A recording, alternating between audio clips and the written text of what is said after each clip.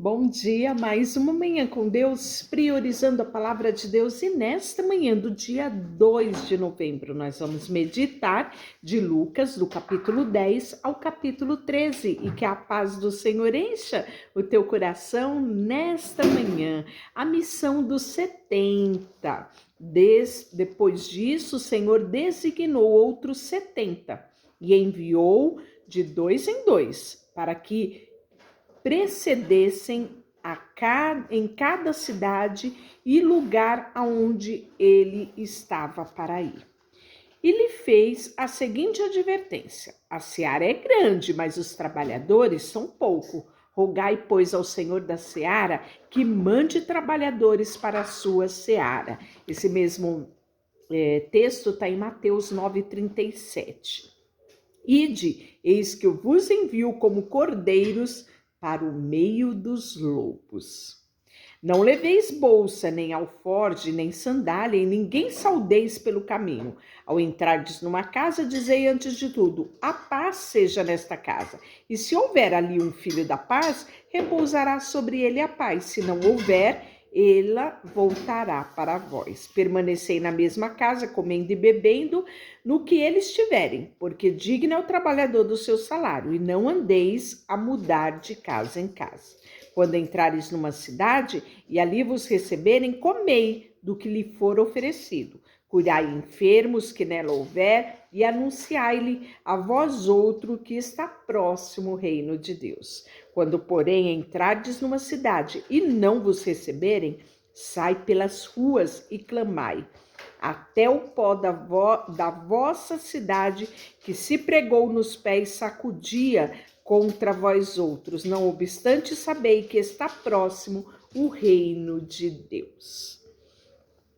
E logo em seguida ele vai pronunciar o ai em algumas cidades, né? Corazim, Betsaida, porque se em Tiro e Sidom se tivessem operado os milagres que em vós se fizera, a muitos ela se teria arrependido e assentado em pano de saco e cinza. Contudo, no juízo não haverá menos rigor para Tiro e Sidom do que para vós outra. Tu, Cafarnaum, eleva-te porventura até os céus, descerás até o inferno. Esse texto aqui, nós vimos que há profecias em Isaías, né? A profecia do ai, né? Tem Isaías 23:1, Ezequiel 26:1. Nós vemos também Joel 3, de 4-8, Amós de 9-10, Zacarias, todos eles profetizaram, né? Depois nós vamos ver, após essa profecia do ai, nós vamos ver o regresso desses 70. E diz assim: então regressaram os 70 possuídos de alegria, dizendo: Senhor, os próprios demônios se nos submeteram pelo teu nome. Mas eles lhe disse: eu via Satanás caindo do céu como um relâmpago, e eis aí vós que vos dei autoridade para pisar de serpentes e escorpiões e sobre todo o poder do inimigo, e nada absolutamente vos causará dano. Não obstante, alegrai-vos não porque os espíritos vos submetem. Ou seja, eu dei a vocês autoridade para isso, então não se orgulhem disso. Orgulhe, né? Alegre-se porque o vosso nome está arrolado, em outras versões, escrito no livro da vida ou arrolado nos céus. E aí nós vamos ver que naquela mesma hora, né, exultou Jesus no Espírito Santo e exclamou: graça te dou ao Pai, Senhor dos céus e a terra, porque ocultaste essas coisas a sábios e instruídos e as revelaste aos teus pequeninos, né? Tudo me foi entregue por meu Pai. Ninguém sabe quem é o Filho senão o Pai. E também ninguém sabe quem é o Pai senão o Filho. Aquele a quem o Filho o quiser revelar, né? Que coisa extraordinária. Logo em seguida ele vai trazer a parábola do bom samaritano, que certo homem, intérprete da lei, levantou-se com o intuito de pôr Jesus à prova e disse-lhe: Mestre, que farei a herdar a vida eterna? E aí Jesus lhe respondeu: o que está escrito na lei e como interpretas? E isto ele respondeu: amarás o Senhor teu Deus de todo o teu coração, de toda a tua alma, com todas as tuas forças e com todo o entendimento. E amarás o teu próximo como a ti mesmo. Está lá na Torá, né? Deuteronômio 6 e Levítico 19, 18. Então Jesus lhe disse: respondeste corretamente. Fazei isto e viverás. Ele, porém, querendo justificar-se, perguntou a Jesus: e quem é o meu próximo? Jesus prosseguindo, dizendo: certo homem descia de Jerusalém para Jericó e veio a cair nas mãos de salteadores, os quais, depois de levarem tudo, roubar-lhe e lhe causar muitos ferimentos, retiraram, deixando-o semi-morto.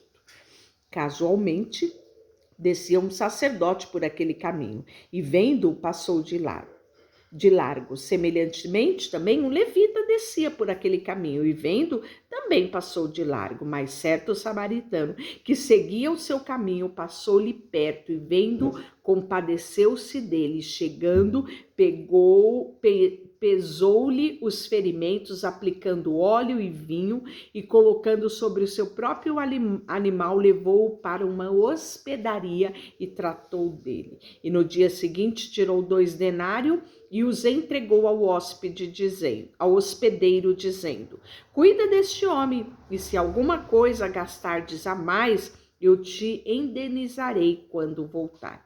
Qual desses 3 parece ter sido próximo do homem que caiu na mão dos salteadores? E respondeu o intérprete da lei: o que usou de misericórdia para com ele. Então lhe disse: vai e procede tu de igual modo.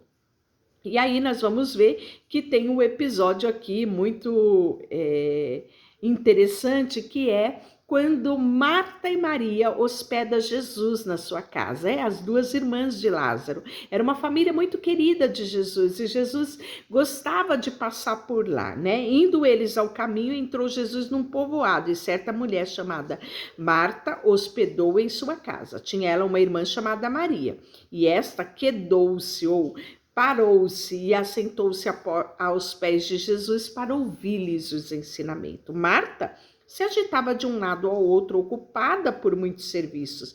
Então se aproximou de Jesus e disse: Senhor, não te importas de que minha irmã me tenha deixado que eu fique a servir sozinha? Ordena-lhe que venha me ajudar. Respondeu-lhe o Senhor: Marta, Marta, andais inquieta e preocupada com muitas coisas. Entretanto, pouco é necessário, ou mesmo uma só coisa. Maria, pois, escolheu a boa parte e esta não lhe será tirada, né? Que coisa maravilhosa esse ensino aqui, né? Nos mostrando prioridades que muitas vezes deixamos de lado. Uma delas é a leitura da palavra de Deus. Uma delas é a oração, que é o quê? Estar aos pés do Senhor Jesus, não é? E às vezes as inquietudes do dia a dia, as tribulações, as dificuldades, né, do nosso dia a dia quer nos roubar esta melhor parte. E aí nós vamos ter a oração dominical, que é a oração do Pai Nosso, né? Ela não é um modelo para você repetir, ela é um modelo para você observar e a partir dela você aprender a orar. Olha só, de certa feita estava Jesus orando num certo lugar. Quando terminou, um dos seus discípulos lhe pediu: Senhor, ensina-nos a orar, também como João ensinou aos seus discípulos. Então ele lhe ensinou: quando orares, dizei. Então tá vendo? A oração do Pai Nosso não é para você ficar repetindo, mas você ter ela como princípio, como modelo, para que a partir dela você saiba como você deve orar. E aí ele fala: Pai, santificado seja o teu nome. Ou seja, a primeira coisa reconhecer quem é Deus na sua vida, que Ele é o seu Pai, o seu Senhor, o seu Salvador, né? Dele provém tudo que você precisa. E aí ele continua, santificado seja o teu nome. Ele está declarando, Senhor, tu és santo, tu és meu Pai, mas tu és santo, santo é o teu nome, venha o teu reino. Ou seja, Senhor, eu estou aqui na terra, mas o que eu quero é o teu reino, né?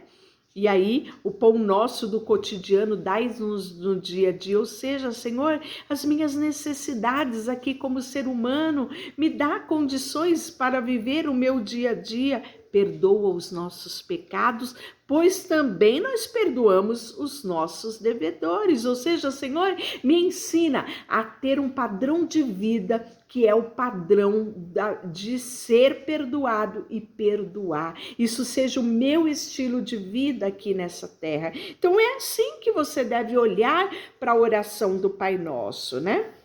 Depois vem a parábola do amigo importuno, que é aquele, né, que Jesus fala, não há qual dentre vós, tendo um amigo, e este for o procurar no meio da noite, amigo, empresta-me 3 pães, pois um amigo chegando de viagem procurou-me e não tenho nada a lhe oferecer. E o outro lhe respondeu lá dentro, dizendo, não me importunes, a porta já está fechada, os meus filhos comigo já estão deitados, não posso levantar para te dar. Digo-vos que, se não se levantar para dar-los por seu amigo, todavia fará por causa da importunação, e tudo dará dentro do que tiver necessidade, né? E aí Jesus vai nos incentivar a orar. Por isso digo-vos, pedi e dar-se-vos-á, buscai e acharei, batei e abre-se-vos-á. Pois todo o que pede, recebe, o que busca, encontra, e aquele que bate, abre-se-vos-á. Qual dentre vós, que é pai, que o seu filho lhe pedir pão, lhe dará uma pedra? Ou se pedir um peixe, lhe dará em lugar de peixe uma cobra? Ou se lhe pedir um ovo, lhe dará um escorpião? Ora, se vós que sois maus sabeis dar boas dádivas aos vossos filhos, quanto mais o Pai Celestial dará o Espírito Santo àqueles que pedirem. Então, olha que lição aqui ele nos dá, né? Quer ser cheio do Espírito Santo? Quer viver tendo a sua vida coordenada e dirigida pelo Espírito Santo? Peça a Deus, o Espírito Santo nos é dado àqueles que pedirem. Está aqui em Lucas capítulo 11, versículo 13. A cura do endemoniado, a blasfêmia dos fariseus, nenhuma novidade, não é? A gente viu isso várias vezes, né? E aí a parábola da candeia, e aí também o sinal de Jonas que os fariseus pedem, né? E Jesus censura os fariseus. É isso que nós vemos no capítulo 11. Capítulo 12, o fermento dos fariseus, é uma continuação daquilo que Jesus traz de ai aqueles que interpretam a lei, né? Jesus censurando ali a atitude dos fariseus. E aí nós vamos ver que logo em seguida, no versículo 13 do capítulo 12, Jesus ele vai reprovar a avareza, né? Homem que me restituiu juízo ou partido entre vós? Então lhe respondeu, tende cuidado e guardai-vos de toda e qualquer avareza, porque a vida de um homem não consiste na abundância dos bens que ele possui. E lhes proferiu ainda uma parábola dizendo, o campo de um homem rico produziu em abundância. E arrazoava consigo mesmo, dizendo, o que farei? Pois não tenho onde recolher os meus frutos? E disse, farei isto. Derrubarei os celeiros, reconstruirei maiores e ali recolherei todo o produto dos meus bens. Então direi à minha alma, tens em depósito muitos bens, para muitos anos, descansa, come, bebe, regala-te. Mas Deus lhe disse, louco, esta noite te pedirão a tua alma e o que tens preparado para quem será? né? Olha que ensino esse Jesus nos dá através desta parábola, né? E ele vai falar sobre a solicitude desta vida, que ele vai se dirigir aos discípulos, advertindo os discípulos a não andar ansioso quanto ao que haveis de comer, nem o vosso corpo, o que haveis de vestir, porque a vida é mais do que alimento e o corpo mais do que as vestes. E aí ele faz, né, o exemplo dos corvos, do animal do campo, né? Qual de vós, por ansioso que esteja, pode acrescentar um côvado ao curso da sua vida? Se, portanto, nada podeis fazer quanto às coisas mínimas, por que andais ansioso por outras coisas? Observai os lírios do campo, eles não fiam, não tecem, contudo, afirmo que nem Salomão em toda a sua glória se vestiu como qualquer um deles, né? E aí ele fala, não andeis, pois, a indagar o que haveis de comer ou beber, e não vos entregueis às inquietações. Buscai antes de tudo o reino de Deus, e estas coisas vos serão acrescentadas. Não temais, ó pequenino rebanho, porque o vosso Pai se agradou em dar-lhes o vosso reino. Deixa eu orar por você, Senhor, nesta manhã. Queremos colocar diante de Ti o nosso coração. Não queremos estar ansiosos por nada. Queremos aquietar o nosso coração, sabendo que o Senhor é o nosso Deus. O Senhor cuida de nós e em Ti confiamos tudo que temos e tudo que somos. Em nome de Jesus, amém. Deus te abençoe.